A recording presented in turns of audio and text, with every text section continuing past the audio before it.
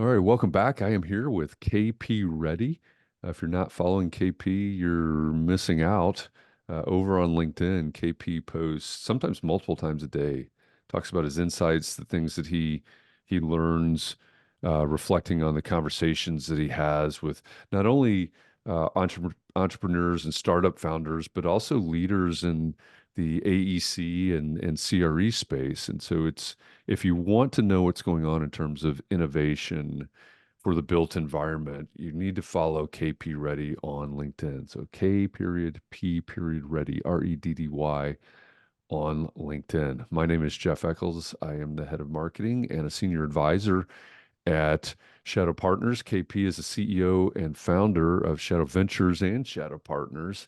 And I get to come here every week and say, KP, what were you thinking when you wrote that post? And we do this unpacking KP. It's a lot of fun. We just dig into one of these articles, one of these things that KP has posted. So KP, thanks for being here again this week. Always happy to.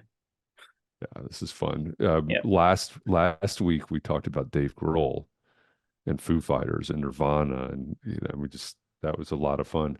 This won't quite be the rock star, like the Dave Grohl type rock star, but I think what we're going to talk about today really does sort of get to the rock stars of business, maybe. So this post that I'm referencing, it starts out. You say earlier this year, I spoke at a Morrissey Good Ale conference and met Mick Morrissey for the first time. So you and I both know Mick. We're doing some fun things with Morrissey Good Ale now, and you were at their conference, and it was in Texas, wasn't it? hmm No, it Yeah, was in Vegas. it was in Vegas. Okay, Yeah. so it was a Morrissey Good Ale in Vegas in 2023. You went on to say, needless to say, we hit it off, and he has been very supportive of my efforts to drive innovation in the AEC space. So we're excited to collaborate and have Morrissey Good Ale host the Shadow Partners Incubator Demo Day at their 2024 Southeast Symposium. And I'm particularly excited about that because the incubator is one of my projects here at Shadow Partners. I love being involved with the incubator, and it will culminate this time. We always culminate with a demo day, and with this next cohort that we're running now, it will culminate, as you said in your article, at the Morrissey Good Ale Symposium in Miami. And so attached to your post is the Word on the Street article from Morrissey Good Ale. It's titled Shark Tank for the AEC industry. It says we've added a ton of new features and content to our symposiums for 2024. One of the most exciting additions is the Innovation Incubator for the AE industry, which showcases some of the industry's most exciting new startups and business ideas. The concept is based on the popular TV show Shark Tank, except these are new businesses and they're focused on making a splash in design and construction industries. And we don't have anyone who goes by the moniker Mr. Wonderful. We could probably change that. I don't Yeah. mean we may I not don't, want to tell Mick, maybe. but we might be able to No, change I that. think, I always remind people Shark Tank is a show. It's meant for entertainment, It is. not for It an is. event. But I think it does get people's attention. I think one of the, I do a lot of advisory work and workshopping for some of the CEOs of the top E&R firms. And so many of them are building internal startups. Mhm. And I think one of the coolest things we do with our incubator is the mashing up of traditional Yep. startups Yep. with corporate startups. And I think it's pretty unique. I don't think anyone else is doing it. And I think there's a reason. One, we do it because we it's part of our mission. There's not really an economic reason why we do it. It's more just part of our mission.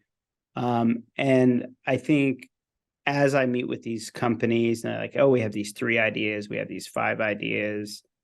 When I start digging into how did you come up with these ideas and how are you going to market and all the things that a venture Mhm. capitalist would ask, all those questions that make everyone uncomfortable.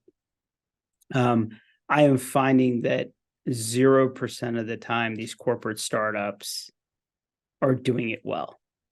They just are not doing it well. They Yeah. are not doing customer discovery. In many cases, they don't even know what I'm saying.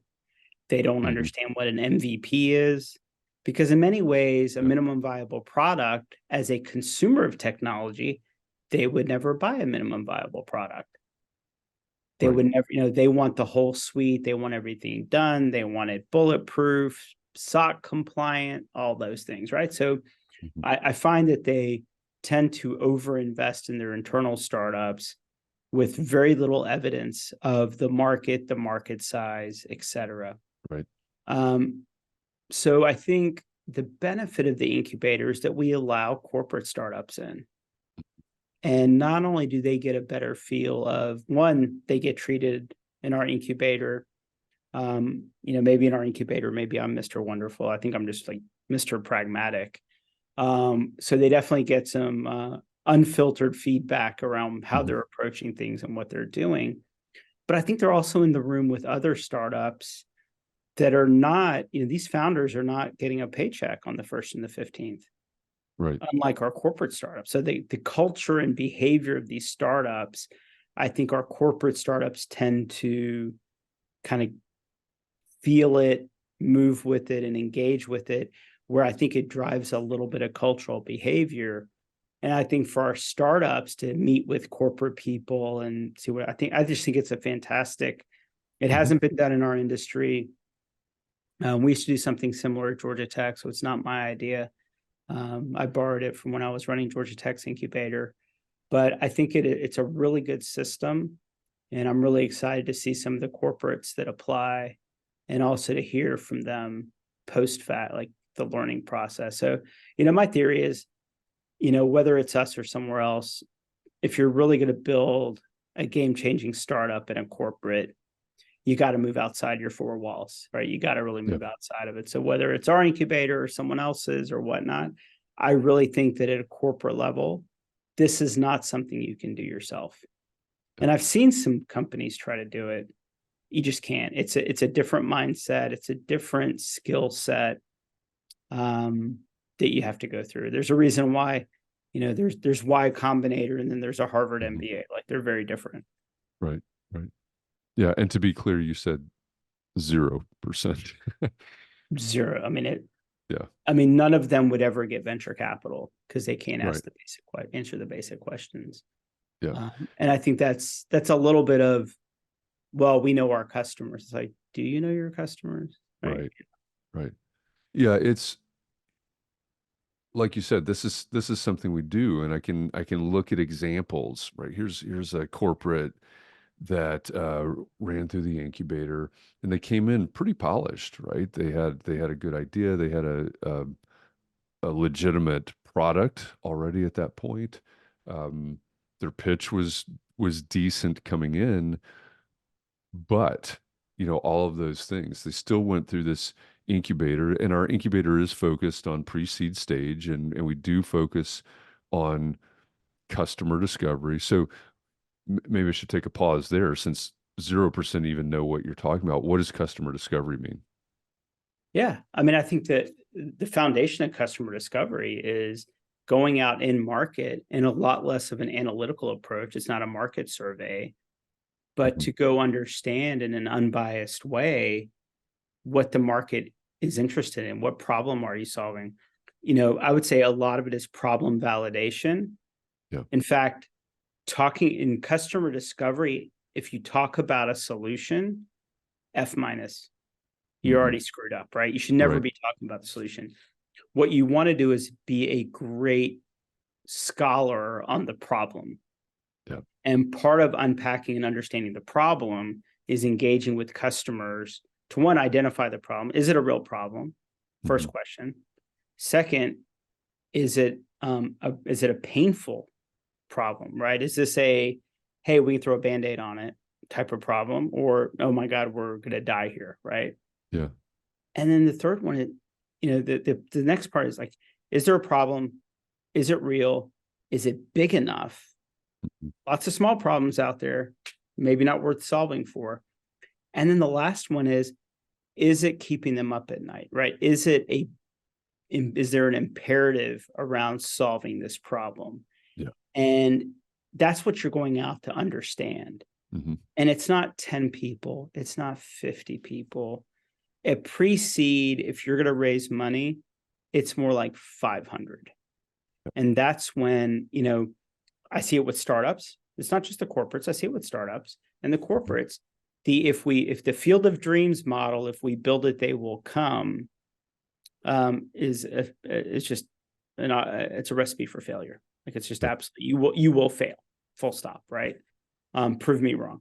But I think where a lot of startups get it wrong and a lot of corporates get it wrong, to go out and do customer discovery, A, you don't write code.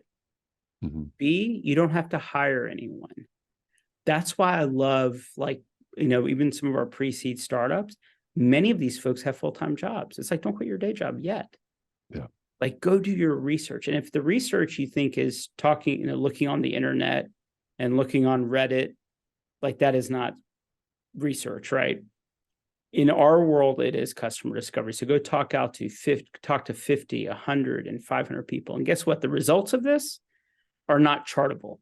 This isn't about charts and graphs of 20 respondents said X, Y, and Z.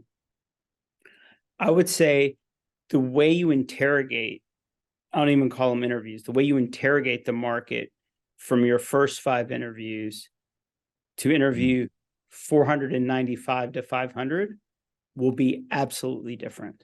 Yeah.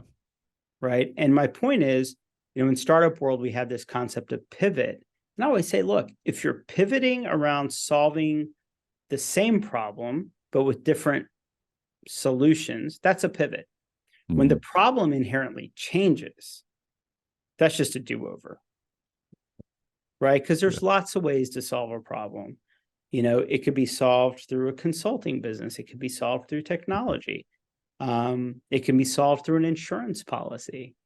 How can you reduce risk? Well, maybe increase your premium. Maybe it's not technology, right? Yeah. Sometimes it's finance, like, just allocate more capital and you'll reduce you'll solve that problem. So I think this customer discovery is really about understanding the problem set and iterating it to really understand the importance of the problem set. And unfortunately, corporates, well, we're in the environmental engineering business. Of course, we know. You don't know, right? Right. And I would say the reason in the AEC industry specifically why they don't know is they are an industry that responds to RFPs. True. I.e., what you're selling, the customer is very used to buying. So when you try to invent a startup in your space, you bias it towards what your customer already knows. And I think what startups do is they try to sell things and build things to solve a problem where the customer does not have a solution yet. Right. And I don't think you can do that. Like, you can't invent new solutions. It's just that framework does not exist. Yeah. Yeah.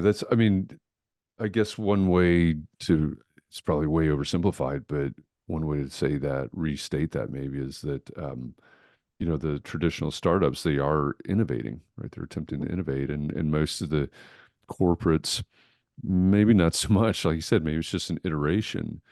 And when you were talking about the pivot versus the do-over, one of the things that I hammer in, my role is to facilitate essentially to facilitate the incubator. And so we have mentors that get embedded with the teams, and we have advisors, and we have speakers that come in, subject matter experts that come in over the course of the weeks of this incubator. And I think part of my role is kind of the coach or the cheerleader or something. And I say over and over and over, right? If you are the same this week that you were when you first started, right? If your example, I think, is perfect. The interrogations. If the interrogation today is the same 6 weeks from now, you've got a problem, right? You didn't grow, you didn't change. And I think that is hard, maybe harder for the corporates, because they're just not in that space. They're not used to that. We have people, co-founders that come in that pivot. We had in this last cohort co-founders that did a do-over, right? They passed on the live pitch at Shadow Summit in Atlanta. They showed Mhm. up and they said, you know what, we're not going to pitch. Yeah. But then they came back 3 weeks later, I think it was. We did the virtual demo day and they pitched it virtual and it was a do-over, right? Mhm. They changed it um, fairly completely, Yeah. right, from where they started. Look, Growth, a lot of growth there. 100%. At this stage, when you look at like ideation pre-seed, Hmm. it is so rare that the first idea is the final idea, Yeah. right? eBay was about trading Pez dispensers Hmm. and collectible Pez things, right? That's not what they are today, right? And there's so many examples of, Facebook was essentially like a dating app day one, Yeah. right? I mean, there's Yeah. just I guess so. so I mean, I think this idea of the first idea always, I think being having a deep understanding of the problem set, Yeah.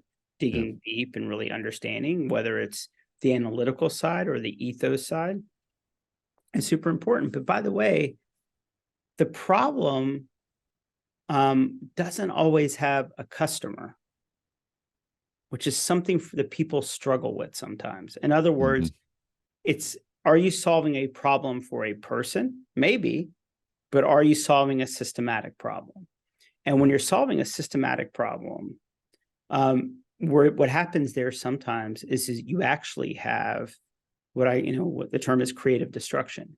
In other words, if you're a structural engineering firm and you build a product to sell to architects, to structural engineering firms, whatever it is, will you ever build something that puts that customer out of business?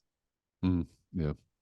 Right? Because maybe the beneficiary of solving that problem isn't who you think the customer is. Like, would you ever do Right. something that puts a DOT out of business? Like, so I think there's this idea sometimes in corporate innovation is we're going to develop ideas and solutions to solve for our customers, which might be the wrong idea. Yeah. It might actually be we're going to put our customers out of business. It Yeah. might be that holistically we're solving this problem because it's a systematic problem. We because we deal with a lot of engineers, right? Whose problem is the pothole, right? We, Is it the yeah. DOTs? Is it the taxpayer? Like, whose is it? And the customer is not always the customer. Right. Right. Yeah. One of the sessions that we do for the incubator is, it's a customer payer user, right? These are different roles sometimes. And one of my, one of the things that I see most commonly, this goes back to a comment you made earlier. It reminded me of this, but the problem, the size of the problem, the customer, the question we've got to ask is this problem big enough? Does anybody care enough to pay for your solution? And we see that a lot, right? It's, oh, we've got this great solution for this problem. That's great. Does anybody actually agree Mm-hmm. with you to the level that they're willing to pay for it?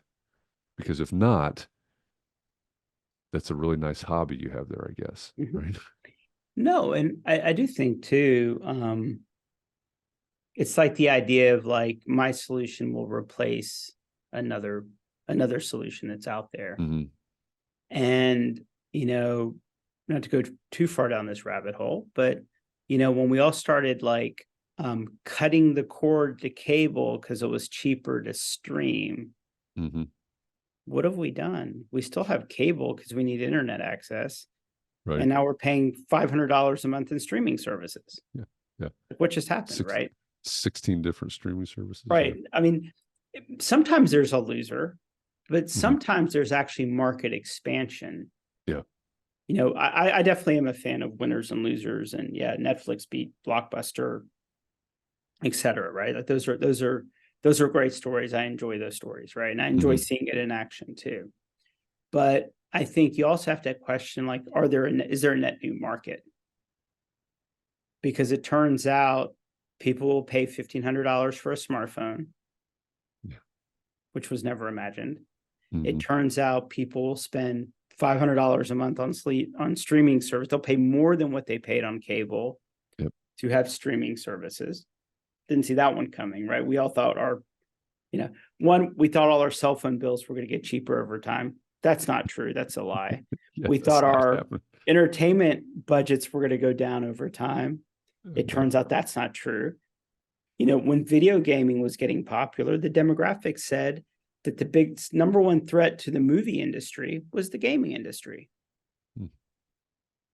That hasn't really happened either. Mm-mm. No. And so I think it's really interesting. I mean, look, but this is part of customer discovery is really Right. understanding these things. And that's why I'm really excited about we had several corporates in our last cohort. Looking forward to seeing a lot more in this cohort. And I think when we talk about driving change and driving innovation in the industry, the commingling of these two silos of people, Yeah. startups and corporates, is like magic. It's absolute Yeah. magic.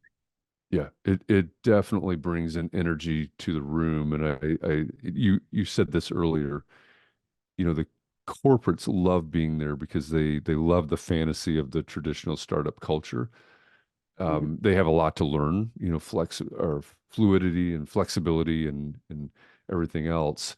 And on the flip side, the traditionals like being in the room with corporate. Right? That's a lot of them. That's where they eventually want to sell to, et cetera, or serve.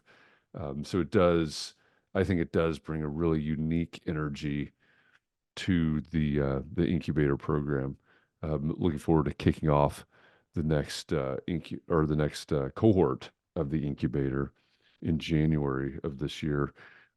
If you want to know more, right? If you're a corporate or even a traditional um, founder or co-founder, reach out to me or reach out to KP. We're happy to help you navigate to the program.